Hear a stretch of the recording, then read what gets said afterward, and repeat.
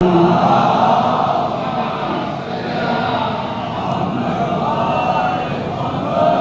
ثواب کب ملے گا؟ جب قرآن پڑھا جائے گا. جب قرآن پڑھیں گے تب نہ برکتوں کا نزول ہوگا. اب وہ دعا پرانی ہو گئی، اللہ 56 کروڑ کی چوتھائی دے دے.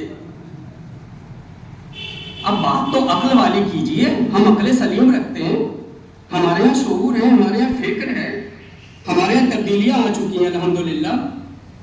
تو عزیزان گرامی، قرآن رکھنا کمال نہیں ہے، قرآن کا پڑھا جانا کمال ہے. جب قرآن رکھا جائے گا اس مرحوم کی نسبت سے تو ثواب اس وقت نہ ملے گا جب پڑھا جائے گا.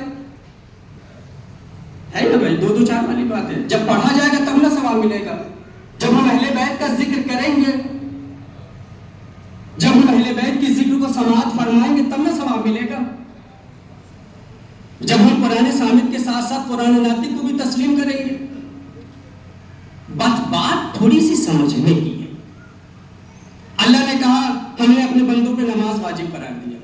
وما خلقت الجن والانس الا، ہم نے کیا کیا؟ جنات اور انسان پہ نماز کو کیا کیا؟ واجب قرار دیا. جب اللہ نے یہ کہہ دیا کہ ہم نے واجب قرار دیا تو جب آپ قرآن پڑھیں گے تب نہ بات سمجھ میں آئے گی.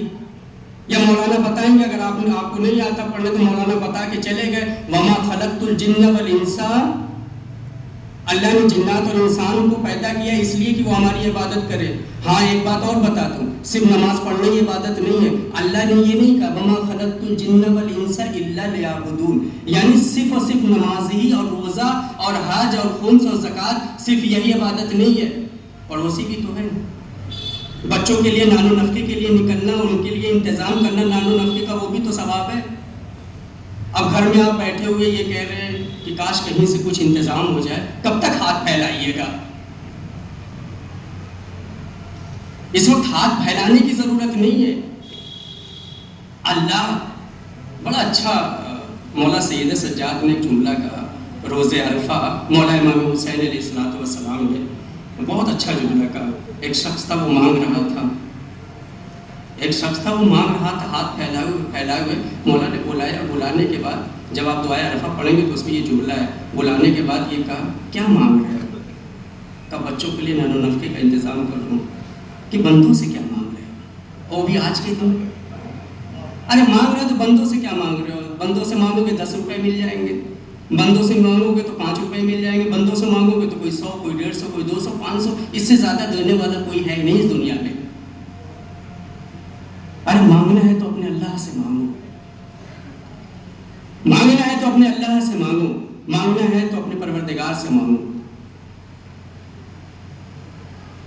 مانگنا ہے ہمیں تو اللہ نے نماز، آج ماشاء اللہ تعالیٰ اتنا بڑا مجمع ہے جمعے کے دن، اللہ نے صرف جمعے کی نماز رکھی ہے. میں نے اس دن مجلس میں جملہ کہا تھا، میں یہ نہیں کہتا کہ اسی مسجد میں آ کے نماز پڑھی جائے. ماشاءاللہ 10، 12، 15 مسجدیں ہیں اس سیتل کی سرزمین پہ، نماز چاہے مسجد میں پڑھیے چاہے گھر میں پڑھیے. لیکن عزیزان گرامی، ہاتھ جوڑ کے گزارش ہے کہ آپ کو زیادہ نماز پڑھنا نہیں ہے. یہ بھی پڑھیے یہ بھی پڑھیے، مت پڑھیے، صرف 17 رکعت پڑھیے بس، مت پڑھیے. نہیں مسجد میں آ سکتے ہیں، دقت ہے، گھر میں بیٹھ کے پڑھ لیجیے. گھر میں بیٹھ کے اس دن ایک جملہ میں نے کہا، کسی کو حق نہیں ہے کہ کسی کو طنز کرے، کسی کو حق نہیں ہے کہ کسی کے بارے میں کہے آپ نہیں پڑھتے. آپ کون ہوتے ہیں؟ آپ اللہ میاں ہو گئے ہیں، آپ نہیں پڑھتے. ماشاءاللہ میرا مجمع سمجھدار ہے، آپ خود بافہم ہیں. میں نے ایک جملہ اور بھی کہا تھا، امر بالمعروف نہی عن المنکر اچھا کس کے لیے ہے؟ امر بالمعروف نہی عن المنکر کس کے لیے ہے؟ اگر آپ اٹھ کے آئیے اور ہم سے کہیے مولانا 4 رکعت نماز واجب ہے ظہر کی، آپ کو پڑھنا ہے، نہیں پڑھیے گا تو گناہ ملے گا. اچھا آپ بتائیے، آپ ہمارے لیے امر بالمعروف کیجیے گا. ہمیں تو پتہ ہے بھائی کون ایسا ہے اس مجمع میں یہاں سے وہاں تک کوئی یہ کہہ دے کہ اللہ نے ہمارے اوپر نماز واجب قرار نہیں دیا. کوئی ایسا ہے کہ جو یہ کہتے کہ اللہ نے ہمارے اوپر نماز واجب قرار؟